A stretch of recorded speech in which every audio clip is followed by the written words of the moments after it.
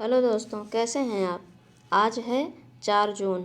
4 जून के जितने भी इम्पोर्टेंट करंट अफेयर्स बनेंगे उसे हम इस वीडियो में डिस्कस करेंगे। दोस्तों, वीडियो को लाइक और शेयर कीजिएगा और चैनल पर जो लोग नए जुड़े हैं चैनल को सब्सक्राइब कीजिएगा। चलिए शुरू करते हैं आज का पहला प्रश्न।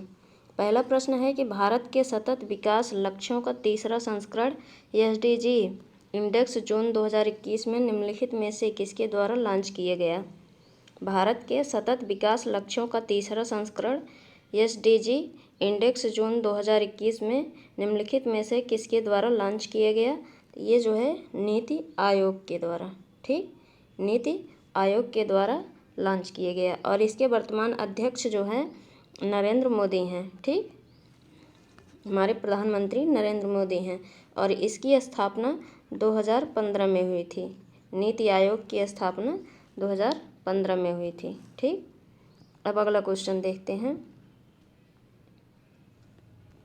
अगला क्वेश्चन है कि किस राज्य सरकार ने राज्य में इंजीनियरिंग और मेडिकल कॉलेजों में छात्रों को 33% आरक्षण देने का फैसला किया है। किस राज्य सरकार ने राज्यों में इंजीनियरिंग और मेडिकल कॉलेजों में छात्राओं को 33% आरक्षण देने का फैसला किया है। ये जो है बिहार राज्य ने किया है, ठीक। बिहार राज्य ने अपने यहाँ इंजीनियरिंग और मेडिकल कॉलेजों में जो लड़कियां हैं, छात्राएं हैं, उनको 33% आरक्षण देने का फैसला किया है। अब बिहार की बात हुई है तो बिहार का जो पिछला करंट अफेयर्स है उसे हम देख लेते हैं। पहला पॉइंट है कि बिहार में कलरव उत्सव का आयोजन किया गया है और पूर्वोत्तर भारत का पहला ग्लास ब्रिज बिहार के नालंदा में बना है और नितिन गडकरी ने बिहार में कोइलवर पुल का उद्घाटन किया है और बिहार देश का पहला राज्य बनने के लिए तैयार है जिसमें 2 हरित ऊर्जा कुशल शहर हैं और त्रिपुरारी शरण बिहार के नए मुख्य सचिव बनाए गए हैं, ठीक। अब बिहार की लोकेशन देख लेते हैं। यह है बिहार, ये नेपाल के साथ अंतर्राष्ट्रीय सीमा बनाता है और पश्चिम बंगाल, झारखंड, उत्तर प्रदेश के साथ सीमा बनाता है, ठीक। अब इसकी बेसिक डिटेल भी देख लेते हैं बिहार की। बिहार राज्य, इसकी राजधानी पटना है और बिहार राज्य की स्थापना जो है 22 मार्च 1912 में हुई थी, ठीक, 22 मार्च 1912 में और इसे पूर्ण राज्य का दर्जा जो है 26 जनवरी 1950 को मिला था, ठीक। और बिहार के जो मुख्यमंत्री हैं नीतीश कुमार हैं और राज्यपाल फागू चौहान हैं। 38 ज़िले हैं बिहार में, 40 लोकसभा सीट, 16 राज्यसभा सीट, विधानसभा सीट 243 और विधान परिषद सीट 75 हैं। किन किन राज्यों के साथ सीमा बनाता है। उत्तर प्रदेश, झारखंड और पश्चिम बंगाल, ये 3 राज्यों के साथ सीमा बनाता है और एक देश नेपाल के साथ अंतर्राष्ट्रीय सीमा बनाता है। और यहाँ बिहार के चीफ जस्टिस जो हैं संजय करोल हैं, ठीक, और पटना में हाई कोर्ट है बिहार की, ठीक। अब अगला क्वेश्चन देखते हैं। अगला क्वेश्चन है कि 2 जून 2021 को कैबिनेट ने सतत शहरी विकास के क्षेत्र में भारत और किस देश के बीच सहयोग ज्ञापन को मंजूरी दी है। 2 जून 2021 को कैबिनेट ने सतत शहरी विकास के क्षेत्र में भारत और किस देश के बीच सहयोग ज्ञापन को मंजूरी दी है। ये जो है किस देश के साथ मंजूरी दी है, तो जापान के, ठीक, जापान के साथ सहयोग ज्ञापन को मंजूरी दी है। अब जापान की बात हुई है तो जापान को मैप में देख लेते हैं। ये है जापान, ठीक। जापान की कैपिटल टोक्यो है और जापान की करेंसी जो है जापानी येन है और यहाँ के PM जो हैं योशिहिदे सुगा हैं, ठीक। अब अगला क्वेश्चन देखते हैं। अगला क्वेश्चन है कि आलोक कुमार को किस राज्य का मुख्य सचिव नियुक्त किया गया है।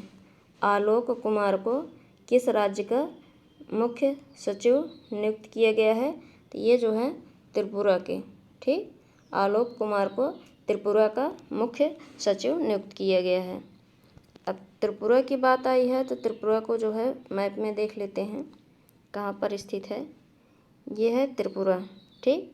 ये पश्चिम बंगाल के साथ बांग्लादेश के साथ सीमा बनाता है और असम और मिजोरम के साथ बांग्लादेश के साथ अंतर्राष्ट्रीय सीमा बनाता है और असम और मिजोरम के साथ राष्ट्रीय सीमा बनाता है। ठीक, अब इसकी बेसिक डिटेल भी देख लेते हैं। त्रिपुरा, इसकी राजधानी जो है अगरतला है। 8 जिले हैं त्रिपुरा में, 2 लोकसभा सीट, 1 राज्यसभा सीट और विधानसभा सीट 60 है। और किन किन राज्यों के साथ सीमा बनाता है? असम और मिजोरम, ये 2 राज्यों के साथ और बांग्लादेश के साथ सीमा बनाता है। और त्रिपुरा के जो मुख्यमंत्री हैं बिप्लब कुमार देव हैं और गवर्नर जो हैं रमेश बैस हैं। ठीक, और यहाँ के चीफ जस्टिस जो हैं अखिल अब्दुल हमीद कुरैशी हैं। ठीक, अखिल अब्दुल हमीद कुरैशी हैं। और अगरतला में जो है त्रिपुरा की हाई कोर्ट है। और नेशनल पार्क कौन कौन से हैं? तो क्लूडेड,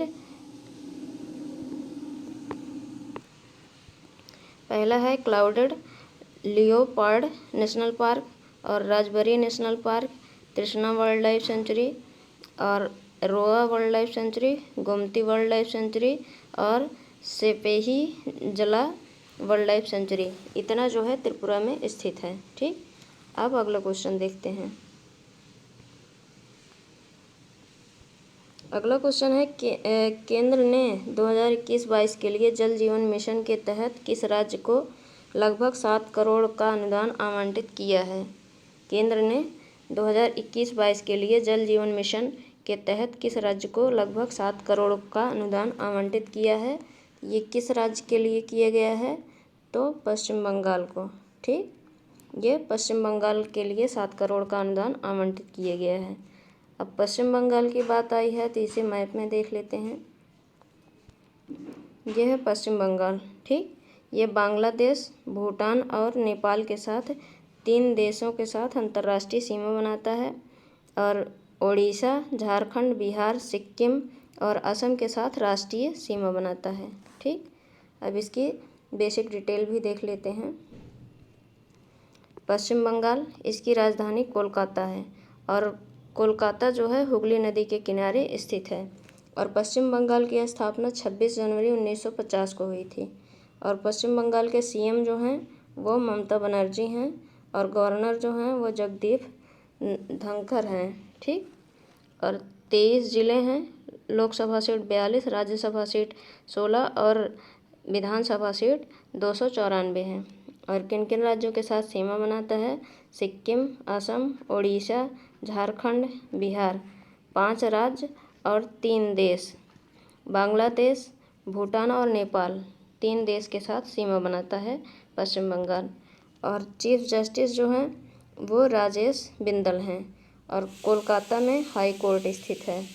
कोलकाता हाई कोर्ट जो है पश्चिम बंगाल, अंडमान और निकोबार की जो है संयुक्त हाई कोर्ट है। और कौन कौन से नेशनल पार्क हैं? Sundarban national park, Buxa national park, Gorumara national park, Neora valley national park और Singalila national park, Chapramari wildlife sanctuary. इतना जो है पश्चिम बंगाल में स्थित है, इसे याद रखिएगा। अब अगला क्वेश्चन देखते हैं।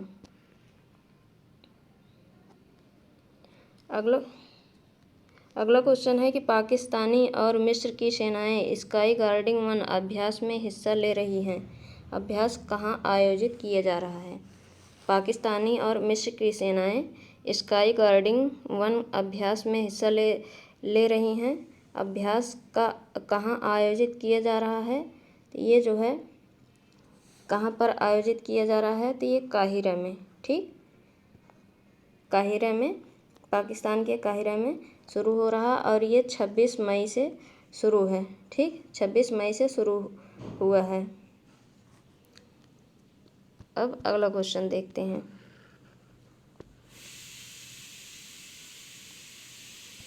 अगला क्वेश्चन है कि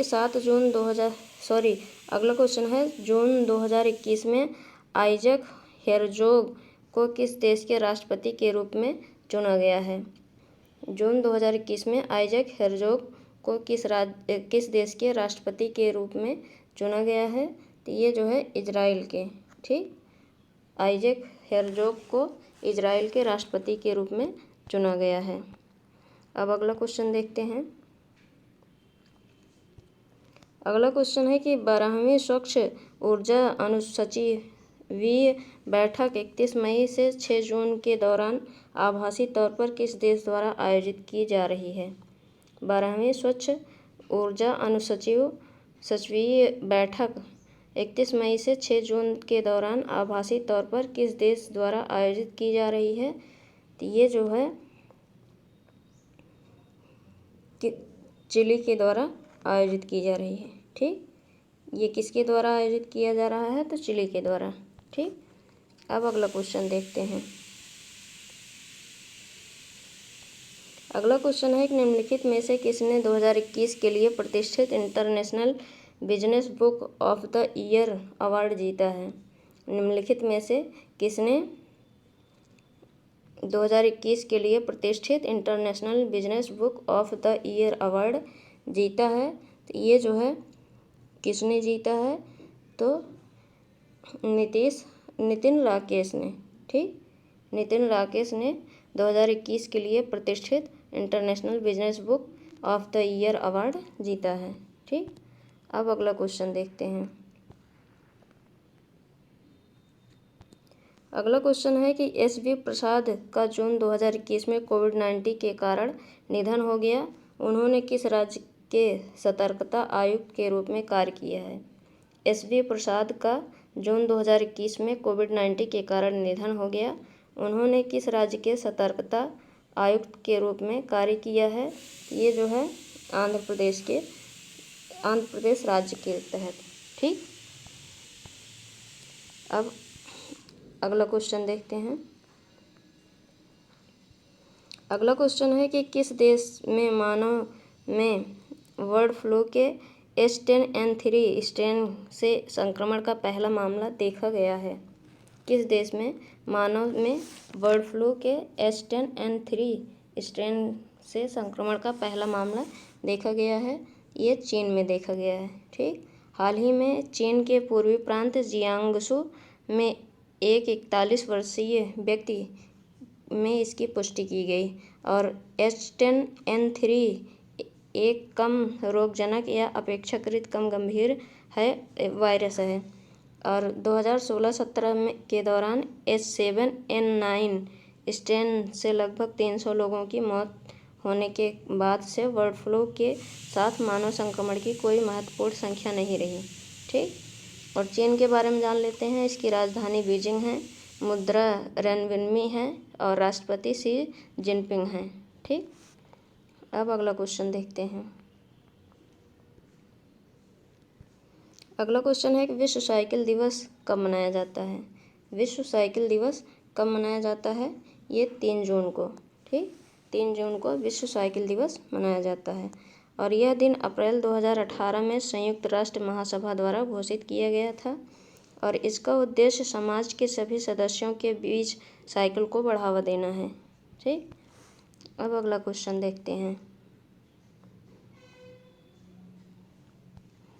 अगला क्वेश्चन है कि हाल ही में किसने बागवानी क्लस्टर विकास कार्यक्रम CDP का वर्चुअल शुभारंभ किया? हाल ही में किसने बागवानी क्लस्टर विकास कार्यक्रम का वर्चुअली शुभारंभ किया? तो ये जो है नरेंद्र सिंह तोमर ने किया, ठीक। नरेंद्र सिंह तोमर ने बागवानी क्लस्टर विकास कार्यक्रम का वर्चुअली शुभारंभ किया है और केंद्रीय कृषि और किसान कल्याण मंत्री नरेंद्र सिंह तोमर ने बागवानी के समग्र विकास को सुनिश्चित करने के लिए बागवानी क्लस्टर विकास कार्यक्रम का वर्चुअली शुभारंभ किया और प्रायोगिक तौर पर पहले इसे 12 बागवानी समूहों में लागू किया गया, ठीक। अब अगला क्वेश्चन देखते हैं। अगला क्वेश्चन है कि किस व्यक्ति को इजराइल का नया राष्ट्रपति चुना गया है? किस व्यक्ति को इजराइल का नया राष्ट्रपति चुना गया है? ये इसाक हर्जोग को, ठीक। 60 वर्षीय हर्जोग 9 जुलाई 2021 से प्रभावी रूप से पदभार ग्रहण करने वाले इजराइल के 11वें राष्ट्रपति होंगे और वे रूबेन रिवलिन का स्थान लेंगे, जो 7 साल के कार्यकाल के बाद जुलाई 2021 में अपना कार्यकाल पूरा करने के लिए तैयार हैं। और इजराइल के बारे में देख लेते हैं। इजराइल के प्रधानमंत्री बेंजामिन नेतन्याहू हैं और इजराइल की राजधानी यरूशलेम है और इसकी मुद्रा जो है इजरायली शेकेल है। ठीक, अब अगला क्वेश्चन देखते हैं। अगला क्वेश्चन है कि हाल ही में किसने नौसेना स्टाफ के उप प्रमुख के रूप में नियुक्त किया गया है।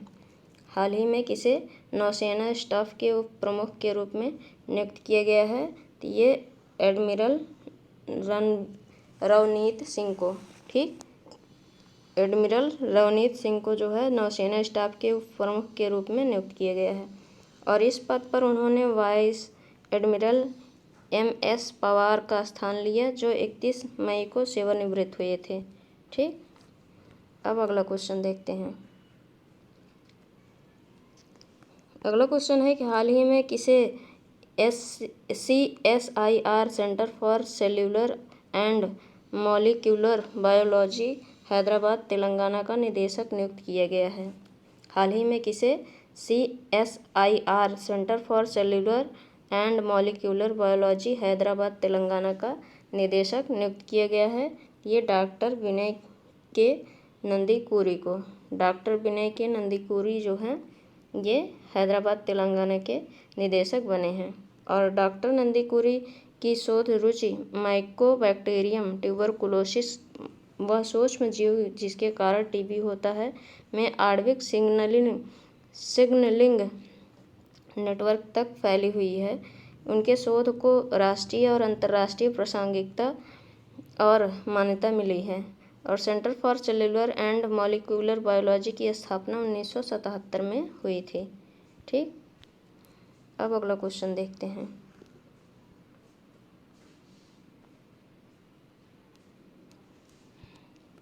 अगला क्वेश्चन है कि हाल ही में किसने असम राइफल के 21वें महानिदेशक के रूप में पदभार ग्रहण किया है। हाल ही में किसने असम राइफल्स के 21वें महानिदेशक के रूप में पदभार ग्रहण किया है। ये लेफ्टिनेंट जनरल प्रदीप चंद्र नायर ने। ठीक, लेफ्टिनेंट जनरल प्रदीप चंद्र नायर ने पदभार ग्रहण किया और उन्होंने पहले असम राइफल्स में एक इंस्पेक्टर जनरल और एक कंपनी कमांडर के रूप में कार्य किया और इसके अलावा एक ब्रिगेड कमांडर के रूप में भी असम राइफल्स में बटालियन कमान संभाली थी। और असम राइफल्स 1935 में अस्तित्व में आया था और असम राइफल्स का मुख्यालय मेघालय के शिलांग में है। ठीक, अब अगला क्वेश्चन देखते हैं।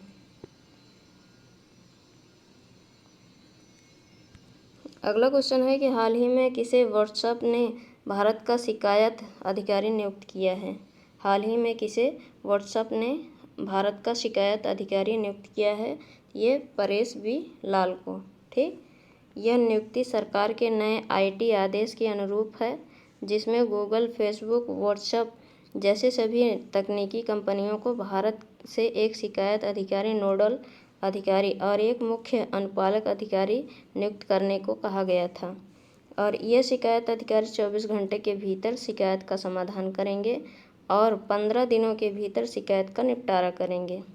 ठीक, व्हाट्सएप के बारे में जान लेते हैं। तो इसकी स्थापना 2009 में हुई थी और CEO जो हैं वो बिल कैथकार्ट हैं और 2019 में हुए हैं ये और मुख्यालय जो है कैलिफोर्निया USA में है। ठीक, और FB के अधिग्रहण की तारीख जो है 19 फरवरी 2014। इसको जो है फेसबुक ने खरीद लिया है व्हाट्सएप को।